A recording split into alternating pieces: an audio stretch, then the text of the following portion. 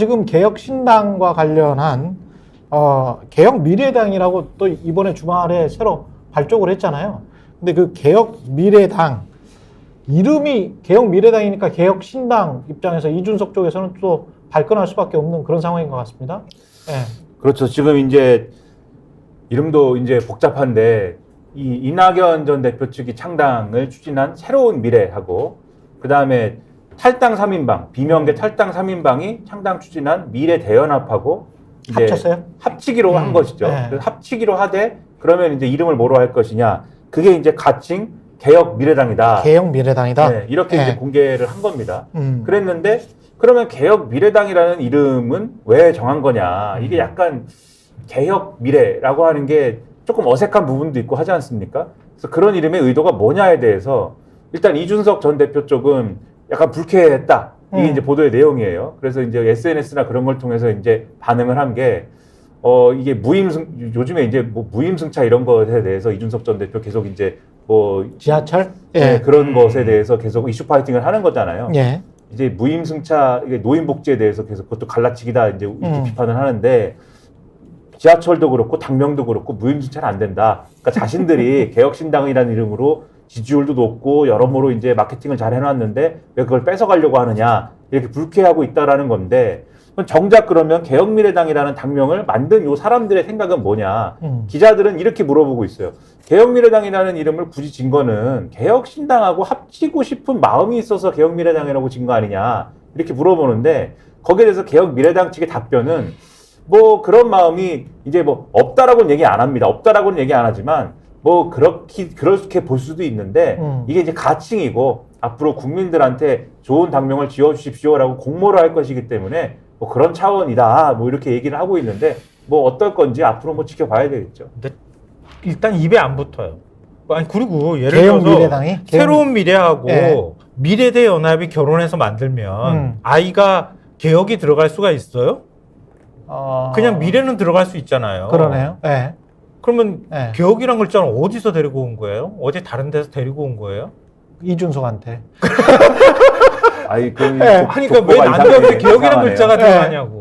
네. 족보가 조금 이상해지네. 아니 이렇게 되면 개혁미래당, 그러면 줄임말로 개미당, 개미들도 잘 사는 세상.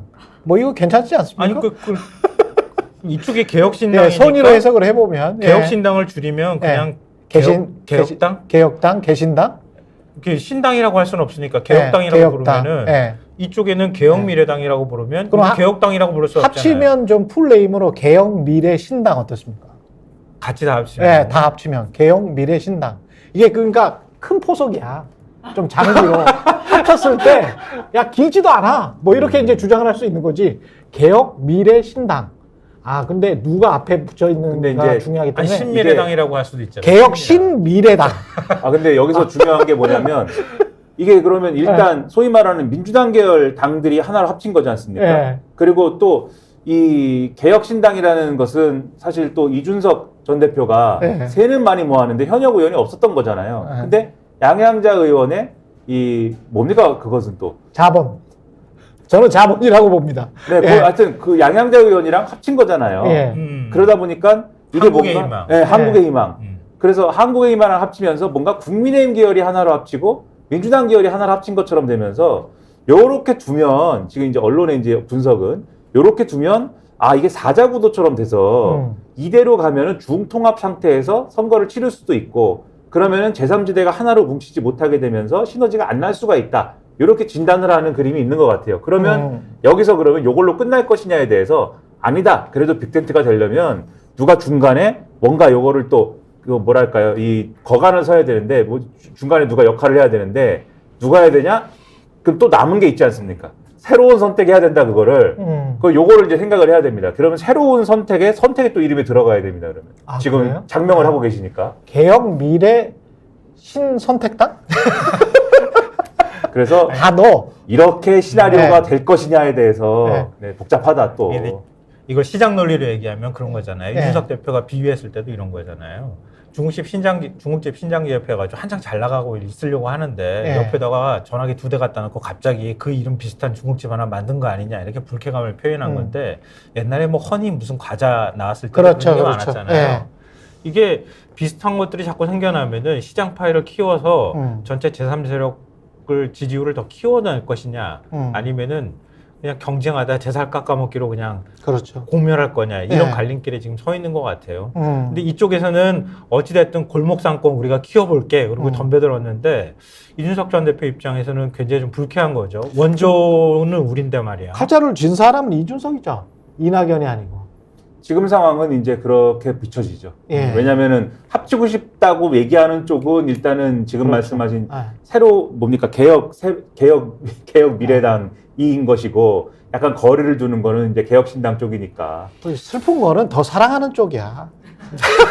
근데 이제 더 사랑하고 있는 거야. 제가 누가 더 사랑하는 거죠? 지금? 예, 이낙연이 이준석을 더 사랑하는 거 아니에요? 그런 거야? 약간 좀 목이 마른 건데 예. 마지막으로 한 말씀만 드리면 근데 국민들이 보기에는 그게 이제 뭐 예를 들면 북경원이나 예. 뭐 상해루나 뭐 네. 마찬가지의 중국집인 것으로 보이지 않을까 지금은. 근데 어제 이준석 대표 마음을 불편하게 했던 거는 그 개혁미래당이 생겼다기보다는 유승민 전 의원이 안 오겠다고 한 거예요. 그러니까 그러네. 모시고 싶은 마음이 굴뚝 같다고 얘기를 했는데 네. 유승민 전 의원이 나 이번에 음. 뭐 출마하지 않겠다는 식의 입장을 내는 거 아니에요. 그리고 지금 이준석 대표하고 함께 할 수 없다는 입장을 냈기 때문에 당에 그냥 잔류하겠다는 입장을 낸 게 아마 이준석 대표 입장에서는 제일 속이 좀 쓰린 일이 아닐까 싶어요. 유승민의 속마음은 무엇이었을까요? 그건 이제 뭐 물어봐야 알겠지만 네. 근데 요거에 대해서 저는 뭐 모르지만 유승민 전 의원 제가 어떻게 알겠습니까? 네. 근데 기대가 이상하게 흐르는 부분이 있는 것 같아요. 뭐냐면 지금 말씀하신 게 출마하지 않겠다라고 했다고 하셨지만 정확하게 얘기하면은 공천 신청을 안 하겠다라고 했거든요. 무슨 얘기냐면 내가 개혁신당에는 안 간다. 그런데 그렇다고 국민의힘에다가 공천 신청도 안 하겠다. 이렇게 얘기를 했는데 이게 그냥 불출마를 하겠다라고 얘기한 거일 수도 있습니다. 근데 일부 신문에서 묘하게 해석을 해요. 예를 들면 조선일보 같으면은 조선일보가 따로 기사를 하나 썼는데 제목이 당 잔류키로 한 유승민 수도권 역할론 부각이에요. 무슨 얘기냐면 이게 공천 신청을 안 했다라는 거는 공천 신청을 안 했다라는 거지 출마를 그러니까 공천을 주면 받겠다는 얘기도 될 수가 있다. 그러니까 예를 들면 수도권에 어디다가 앞서 말씀하신 이 한동훈 킬러 공천론의 연장선에서 수도권 어디다 좋은데 역할을 주면 또 할 수도 있는 거 아니냐 기왕 안 나간다는데 그렇죠. 이런 거거든요 얘기가. 네. 근데 과연 마음이 그런 거냐 아니면은 그러니까 이 유승민 전 의원이 계속 그런 주장을 한 거잖아요. 당이 안 바뀌면 나는 뭐 결단을 할 수도 있는데 연말이나 연초에 근데 당이 좀 바뀐 조짐이 있으면은 나는 뭐 남아서 역할을 할 수 있다 이런 주장을 계속 해왔는데 한동훈 비대위원장과 최근에 윤석열 대통령 간의 갈등이 당이 바뀌는 조짐으로 예를 들면 유승민 전 의원이 생각을 하는 거냐 아니면은 이게 난 그냥 불출마한다고 한 건데 이게 무슨 일이지 이렇게 생각을 하고 있는 거냐 지금 곧 판가름이 근데 나겠죠. 조선일보는 한동훈 비대위원장하고 윤석열 대통령하고 싸우라고 부추기는 것 같아 내가 볼 때는. 아니 지금 공천 신청하지 않겠다고 하는데 저런 식의 해석을 해가지고 제목을 달아버리면 그러면은 유승민 전략 공천해야 된다는 뜻으로 해석될 수밖에 없는 거 아니에요?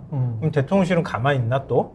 그렇죠. 그 내용이 포함되어 있습니다. 아, 이게 뭐라고? 정확하게 당 일각에선 서울 종로와 강남권 공천설도 나온다. 이렇게 써 있고 그 다음에 이제 그러나 유 전 의원이 현실적으로 역할을 맡기도 어렵다는 의견도 있다라면서 용산에서 유승민만은 공천 안 된다는 기류가 있다. 그래서 한 위원장과 대통령실이 충돌할 가능성도 있다라는 코멘트를 여기다 또 달아놨어요. 조선일보는 인용해가지고. 그랬지. 한동훈이든 기사. 유승민이든 국민의힘을 살릴 쪽으로 어떻게든 가보자 그런 생각인 것 같습니다. 마사지를 너무 열심히 네. 잘해주는 근데 것 같아. 네. 기사를 이렇게 썼다는 거는 유승민은 전략공천 해보는 것도 방법이다라고 지금 내밀고 있는 거죠. 그러니까 이 신문은 아주 보수 세계의 판단을 하고 바쁩니다. 아주. 네. 네.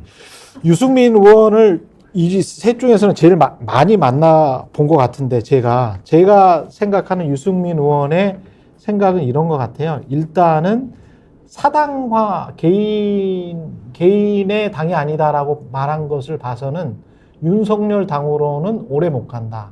이거 첫 번째고 그래서 당 전체를 장악할 수 있을 수도 있겠다라는 장기 포석이 있다. 두 번째 이걸 통해서 배신자 프레임은 완전히 벗어난다. 이번에 지켰기 때문에. 그다음에 세 번째 이준석과는 원래부터 맞지 않았다.